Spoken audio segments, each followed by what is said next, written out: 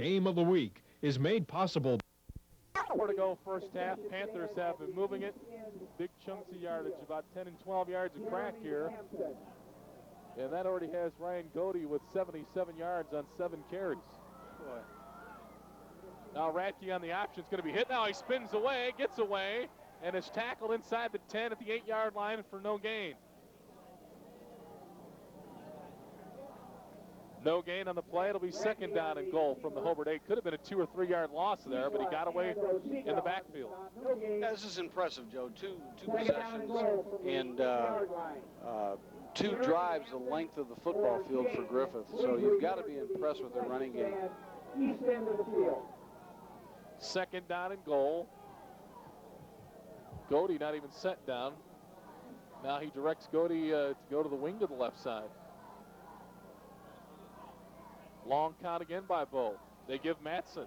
Matson's hit. Matson struggles forward for a couple. Down to the 6-yard line. So it's a third down and goal from the 6. Yeah. Down near the 6-yard line. Sean Gibson on the stop. Going to bring up third down. Very disciplined team that can call their plays at the line as Griffith is doing. Third down and goal just outside the 5. Radke gives second man through, and he's torn down. Kolinsky knocked down by Sean Gibson, who made a big stop. Yeah, that was second man through. They finally stopped it the first time this evening. It's unfortunate for Griffith. Their fullback was untouched going through the line. It's almost as if Hobart smelled that play coming through. We've got a timeout, Griffith, that will allow us to ask you to support high school football on Channel 56. Take your heads up to our crew tonight. These guys are out there getting wet, working hard, and they're doing a fine job bringing you this regional championship playoff game tonight under terrible, terrible conditions. And we're tied at 7, so why don't you get on the phone now and give us a call. Even if you're not a Griffith or Hobart fan, how about in support of Channel 56 for bringing you this high school football great action on Channel 56. We'd like to hear from you. It's a $10 donation. If you make the call, it'll appear on your phone bill, and you would have cast your vote in support of this program and continue to be featured on the high school game of the week. Let us know if you like high school sports on Channel 56. We need to know, and we need to, so you need to act accordingly. Make that $10 donation. It's easy, it's convenient, it's on your phone bill, and you would have helped out high school sports on Channel 56. Jeremy Hampton or Shane, please report to It's going to be about a third down and goal from about the 6-yard line. Jeremy Hampton or Shane. Oh, I'm sorry, a fourth down and goal. Oh, this is the second situation where he's been in fourth down, and we're going to go for it here. Haven't seen Radke throw yet tonight. They got Godey with the wing to the left side. They're going to run the. Now he's going to throw back, and it's incomplete. Looking for the quick pitch back to the left side, and the Bricky defense has stopped them inside the 10-yard line. Hobart takes over. Well, they came up empty here, Joe, but you have to commend the Griffith Panthers for going down the field on 2 possessions, the length of the football field. Very, very impressive. And if we had time of possession here, you know, it highly favors Griffith. Hobart's offensively has been just as effective, though.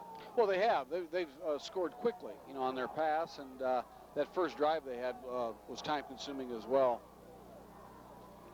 First down and 10 for the Bricks. Not much there that time, though, along the left side. Doug Bloom trying to get outside the 10-yard line, got near the 9. Gain of about 3. It'll be second down and 7. Yeah, Griffith defense kind of had Hobart bottled up on their first 2 downs in that last drive, but the big third down pass went 68 yards for a touchdown. And that's overplaying that run, and somewhere Hobart scouts probably saw that they're overplaying the run, and that opens up that pass. And it was Bloom, the fullback, who came out of the backfield and caught it. Bloom has 19 catches on the year coming into tonight, so he's not a stranger to catching the ball. He's had a few thrown his way this season. That's coming off their play action. It's a boot pass where the fullback is coming out of the backfield. They run that very well. Just like it looked like the rain was letting up, it's pouring again. 2nd down and 7. Or inside reverse. And not much there that time. Schragle, the carrier, and he didn't get back to the 10-yard line. So a huge 3rd down here for Hobart. Micus and Gross on the stop. No gain on the play, 3rd down and 7. Just shy of the 10-yard It's a critical conversion, 3rd down conversion for Hobart, because if they don't make it and force to kick, you're looking at very good field position for Griffith in their next series. Yeah, I don't think either of these coaching staffs want to be faced with a punt anywhere in the field tonight. Right. That's going to be an experience in itself. 7:10 to go, first half. We're tied at 7. Schragle in motion. Bigby going to roll the left side, trying to get outside, does a nice job, dives forward, now tries to slide to the 1st down. They're going to mark him back upfield, though. They'll mark him around the 18 or 19-yard line. That's going to be a Hobart 1st down. Very nice play. One of the few times that Bigsby's carried the ball tonight. Out near the 18-yard line. There's so many weapons in this offense, Joe. It's just, but again, like I told you before, they've been running this for years and years and years, and they do a great job with it. All predicated on timing, rhythm.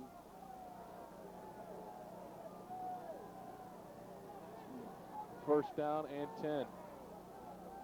18-yard line for the Bricks. They hand it off left side. Kingery's running with good yardage.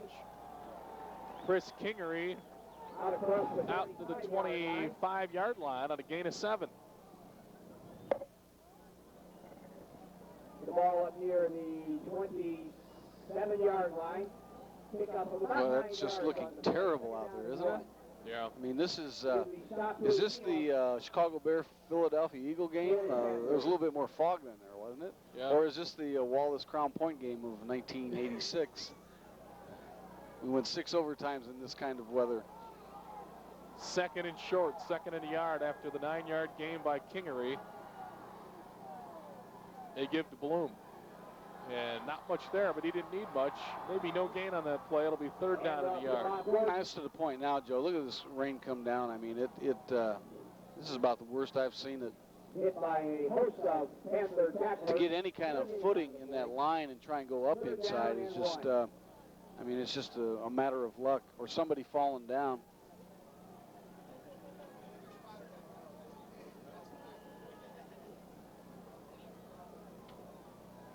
Third down in the yard for Hobart.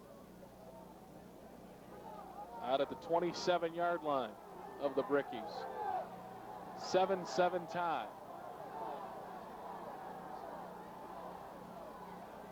Kingery close to the 1st down again.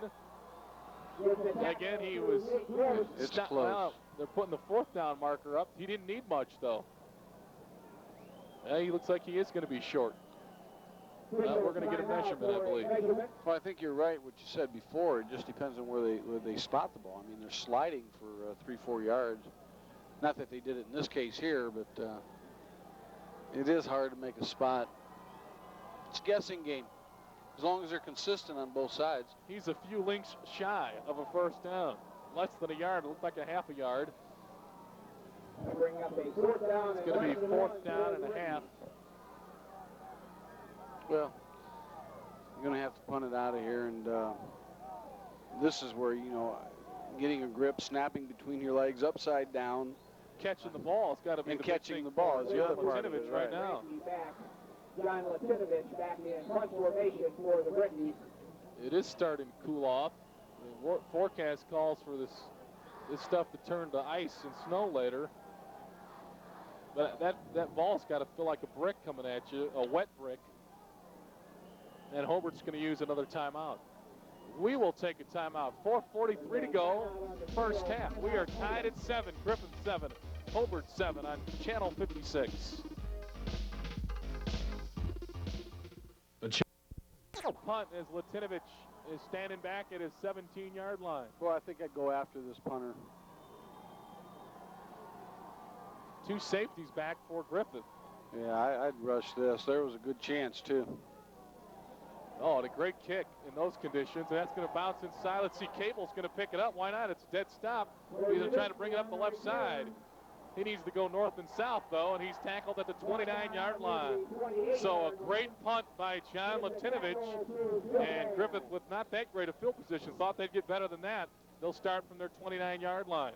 I think in these kind of conditions, I'd just put I'd put a 10-man front up there and take my chances that the snap's fumbled, which it was, and go after him, because I don't think you're going to get any kind of return in this. Yeah, you may not even want your return guy to even try to catch it in this weather. There's the only thing you can do. If it stops dead, pick it up. There's Matson stumbling through the line of scrimmage out to the 35 on a gain of 5. Or it'll be second down and 5. Coach, we understand the Portage-Penn game has not even started yet due to the lightning out there in the Mishawaka area. Well, coming into the stadium here, I thought we may see the same thing happening here. We haven't seen that lightning. Well, I did in my car on the way here, but you're right. Since we've been here, we haven't seen it. Second and 5, second man through Goody, and he's on his way across the 40 down to the 45-yard line where he's got a Griffith first down. Hobart went into a 4-4 defense over center. Last play prior to this one, they gave the ball to the fullback because nobody's over center. They've got them spread out with this two tight end, Joe. And again, their line splits. They spread you wide, and there's some running lanes there. Now they have a nose man over center.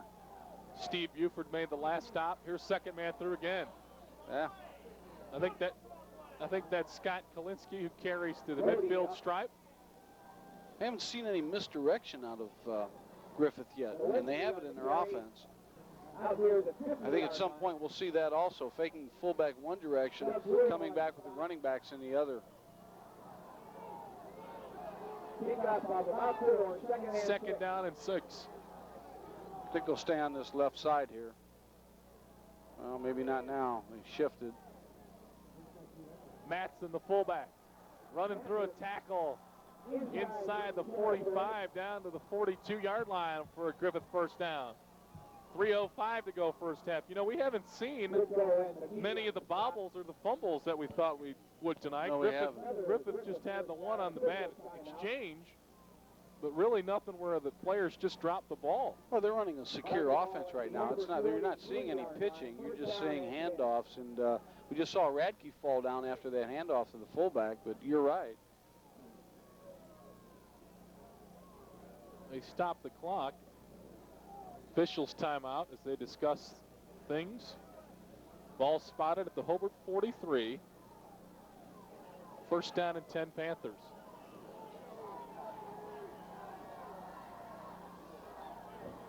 Out of the bone this time. They widen the splits again, even more on the left side. Matson, the fullback, hit forward that time by one of the Brickies trying to knock him down. Got him to the 40-yard line. Gain of a couple. It'll be second down and 8. Paul Ciesla on the stop again for Hobart. Pick up of about 2 yards down near the 40-yard line.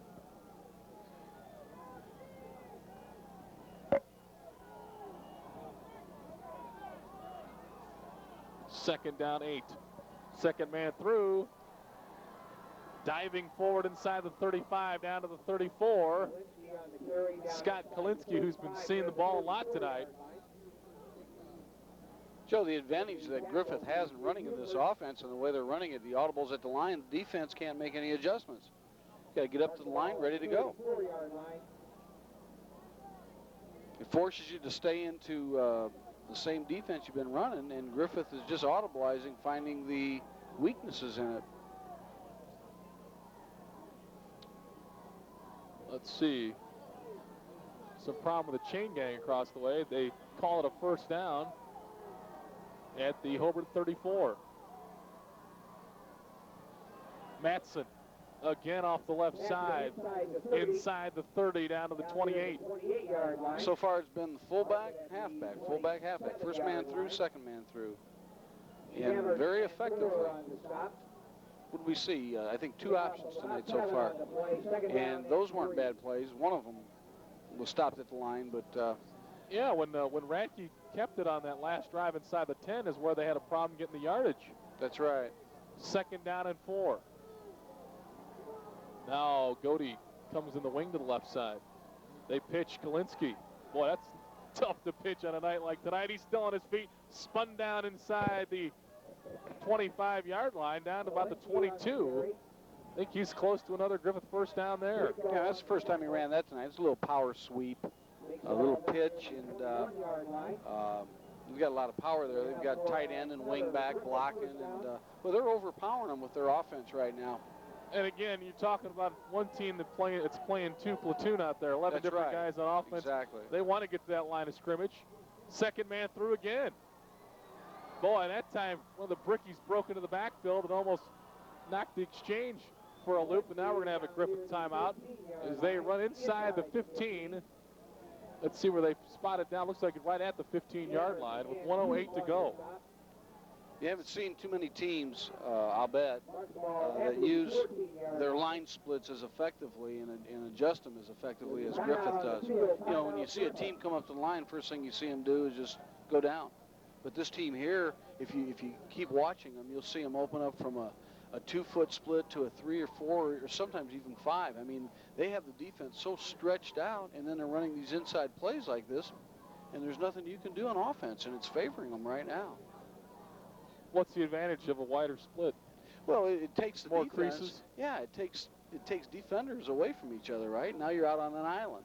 Okay, so you've just spread people out, and then boom, go right through, and you don't, you know, that gang tackling isn't there.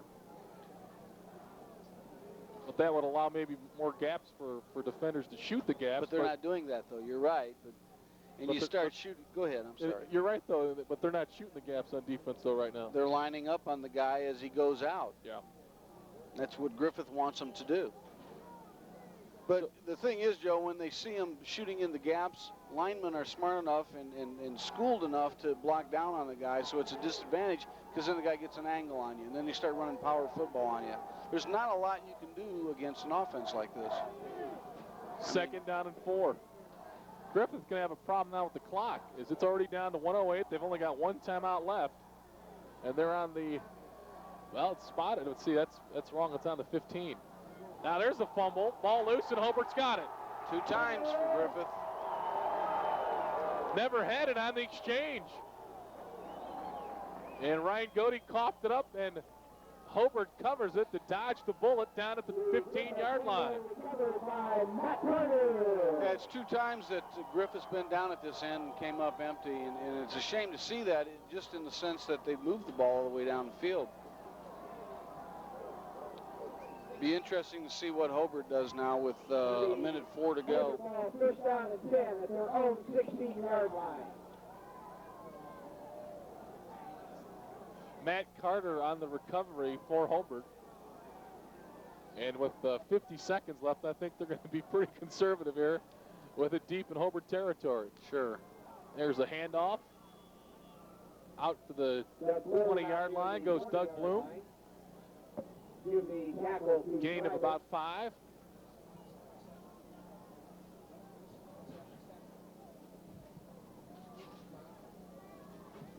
Yeah, I think the Bricks are going to be content to go to the locker room with a 7-7 tie. Yeah, 24 seconds to go here. That's right. You just no sense in being stupid here. They're just going to have one more play to run. Right.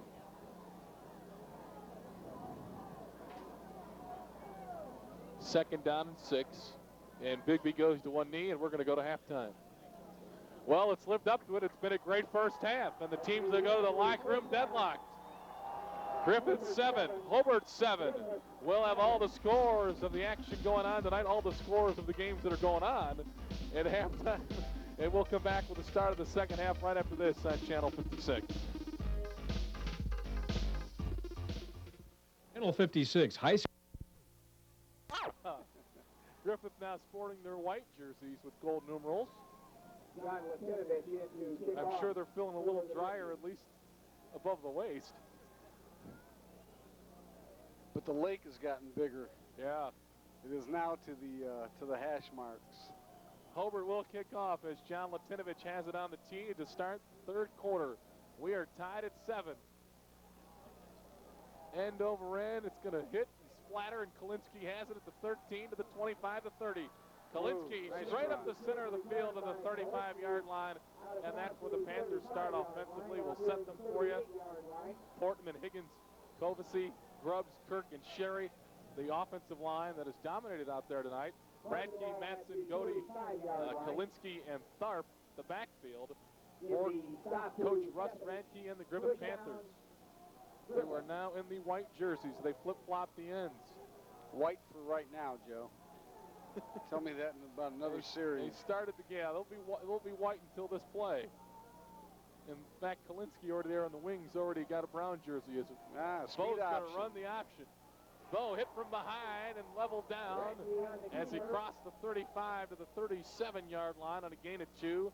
Defensively for Hobart, Sean Gibson, Shannon Murdoch, Jason Moore, and Matt Carter, the front four. Bloom, Ciesla, and Keith Klein, the linebackers. Shamrock, Cordco, McGee, and Buford, the secondary for Coach Don Howell's ball club. 2nd down and 8.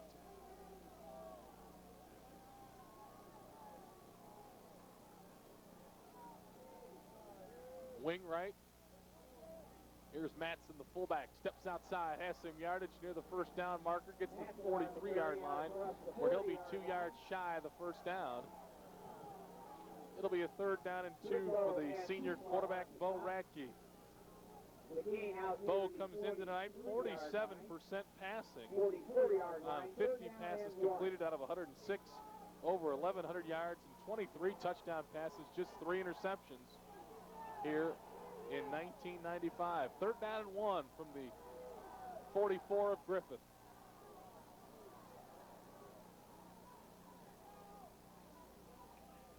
Matson, the fullback, has the yard for the first down. Driving his way out near the 45-yard line. Carter and Poland on the stop. Matt Carter on the stop.